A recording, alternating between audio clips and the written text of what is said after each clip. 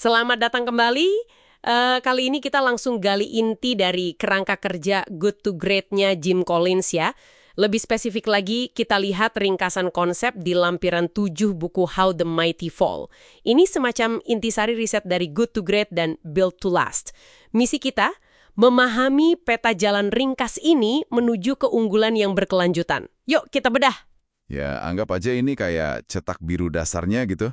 Mau Anda lagi bangun sesuatu dari nol atau mau merevitalisasi yang udah ada, prinsip-prinsip ini tuh soal disiplin yang terstruktur buat mencapai dan mempertahankan keunggulan.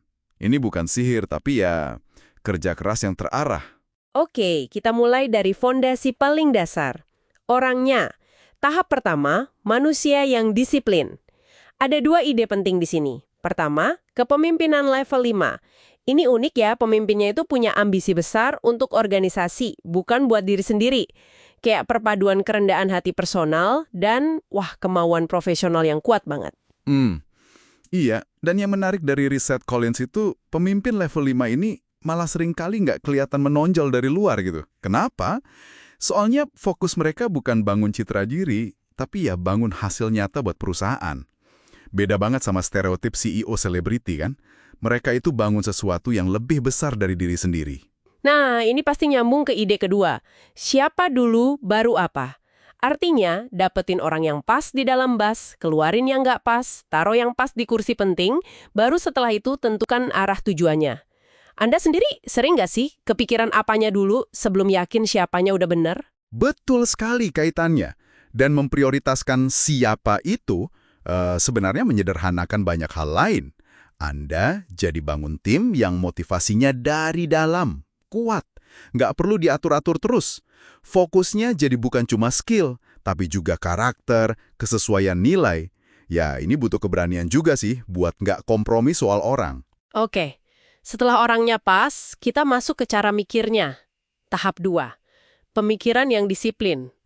Konsep kuncinya nih, hadapi fakta brutal. Atau sering disebut paradoks Stockdale. Ini soal pegang keyakinan kuat kalau Anda bakal menang akhirnya, tapi sambil hadapi kenyataan paling pahit sekarang. Kedengerannya, susah ya nyeimbanginnya. Susah, iya. Tapi krusial banget.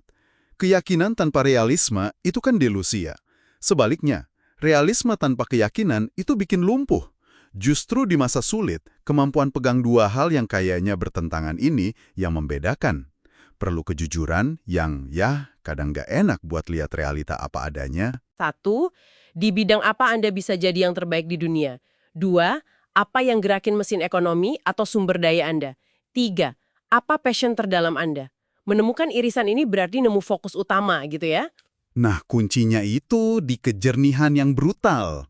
Bukan cuma tahu di mana harus main, tapi juga disiplin untuk nggak main di luar irisan itu, meskipun ada godaan peluang lain. Ini biar nggak nyebar terlalu tipis gitu kan. Coba Anda pikirin, udah bener-bener jujur belum sama diri sendiri soal 3 lingkaran ini buat tujuan Anda sekarang? Oke, dari pemikiran jernih kita ke tindakan nyata. Tahap 3, tindakan yang disiplin. Ini menarik, katanya bukan soal birokrasi kaku, tapi budaya disiplin. Jadi ada kerangka kerja, tapi di dalamnya ada kebebasan dan tanggung jawab. Orang punya tanggung jawab, bukan cuma kerjaan. Nah, ini beda penting. Budaya disiplin itu munculnya dari orang-orang yang emang udah disiplin dari tahap 1. Yang mikirnya disiplin dari tahap 2, terus ya bertindak konsisten sama si konsep landak itu. Ini soal akuntabilitas, rasa memiliki dari dalam, bukan paksaan dari luar. Lalu ada metafora kuat ini, roda gila atau flywheel. Nggak ada satu momen ajaib, nggak ada program tunggal yang wow. Kehebatan itu dibangun kayak dorong roda gila raksasa yang berat. Pelan-pelan, putaran demi putaran, bangun momentum sampai titik terobosan. Rasanya ini agak bertentangan ya sama keinginan kita buat hasil instan. Betul banget. Konsep roda gila ini ngajarin kesabaran sama konsistensi yang seringkali nggak kelihatan keren gitu. Tiap langkah disiplin, sekecil apapun, kalau sejalan sama konsep landak, itu nambah momentum. Ini soal akumulasi bertahap, bukan revolusi semalam. Banyak yang gagal di sini nih, nggak sabaran kan? Tahap 4, membangun kehebatan untuk bertahan lama. Ini banyak dari riset Built to Last. Pertama, membangun jam bukan memberitahu waktu. Fokusnya bukan di pemimpin karismatik atau ide brilian sesaat, tapi bangun sistem, mekanisme, budaya yang terus dorong kemajuan. Gitu ya? Iya, ini soal keberlanjutan, menciptakan organisasi yang tetap hebat, bahkan setelah pendiri atau pemimpin kuncinya udah nggak ada. Sistemnya yang jalan, bukan cuma individu. Ini yang mastiin warisan jangka panjang. Terus konsep kunci lainnya, pertahankan inti rangsang kemajuan. Jadi punya nilai inti, core values, sama tujuan inti, core purpose yang abadi, nggak berubah. Tapi sekaligus punya dorongan tanpa henti buat berubah, adaptasi, capai tujuan ambisius. Yang sering disebut BHGS itu ya, Big Hairy Audacious Goals. Tujuan besar, menantang, agak nakutin malah. Inti jadi kaku, usang. Kalau terlalu banyak rangsang kemajuan tanpa pegangan inti, ya bisa hancur fondasinya. Kuncinya ada di keseimbangan dan bukan atau. Harus jelas banget mana yang sakral, intinya, dan mana yang harus terus berubah, kayak strategi atau praktek kerja. Jadi keempat tahap ini, manusia, pemikiran, tindakan yang berdisiplin, dan membangun untuk bertahan lama dari rangkuman di lampiran 7 itu, wah ini jadi peta jalan yang kuat ya.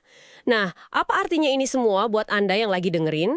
Penting diingat ya, ini bukan daftar pilihan yang bisa diambil satu-satu.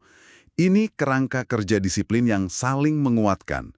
Menerapkannya secara konsisten itu jadi fondasi buat menghindari kemunduran yang dibahas Collins di bagian lain bukunya. Oke, sebagai penutup nih, satu pertanyaan buat Anda renungkan.